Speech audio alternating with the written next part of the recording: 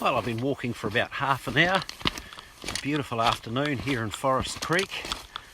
You might even say it was hot. I certainly think I've got a couple of extra layers on. A couple of extra layers too many, but I'll need them later. It's Ben McLeod in the background. Pretty impressive on a Friday afternoon. All right, I'll keep walking. Well, I just had to stop and shed a couple of layers because it's really getting quite warm. Right, let's keep going.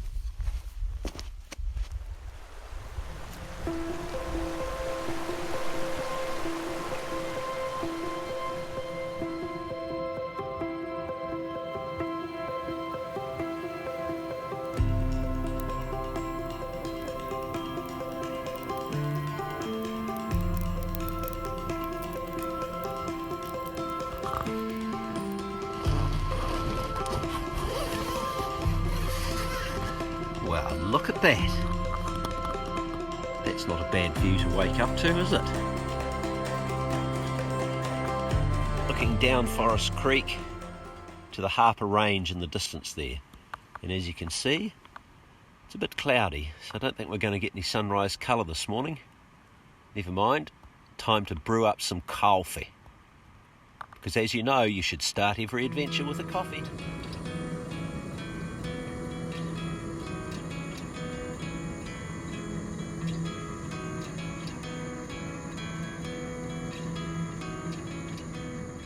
That's some good coffee. Let me quickly tell you a little bit about Samuel Butler. Samuel Butler had studied philosophy at Cambridge. He arrived in New Zealand at 1860 with the idea of becoming a sheep farmer.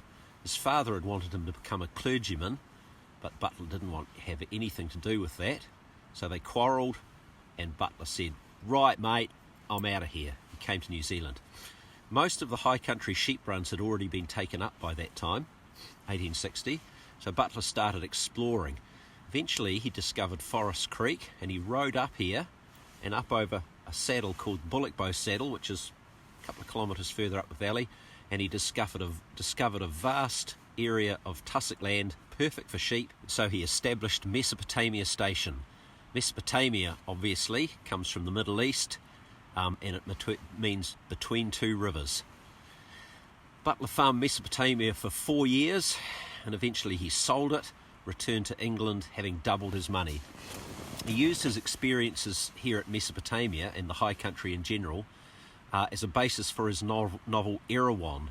That's an anagram of nowhere, which is widely regarded as one of the classics of Victorian literature. In Erewhon, Butler satirised Victorian morals, and he also foretold the rise of machines, which he saw would one day dominate the world. Well, didn't that come to pass? But some of the things that he wrote in Erewhon perfectly describe the landscape out here. Let me just read you something. This is from the first chapter of Erewhon. "I am there now as I write. I fancy I can see the downs, the huts, the plain, and the riverbed, that torrent pathway of desolation, with its distant roar of waters." And if you listen, you can hear the distant roar of waters as Forest Creek flows down its shingle bed, heading down to the Rangitata and then to the sea. That sound's kept me company all night. Beautiful.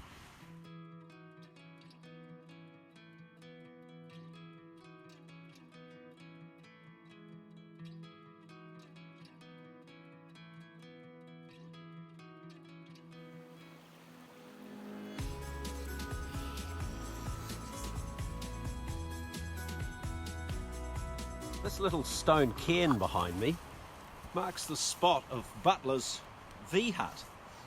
A V-hut is quite simply a bunch of branches put together like that to form an inverted V. The outside edges of the V sit straight on the ground, dirt floor, thatched with snow tussock, bit of a wall at each end with a door in one end, very rudimentary, very basic. Pretty common here in New Zealand in the early days. Still better than sleeping outside.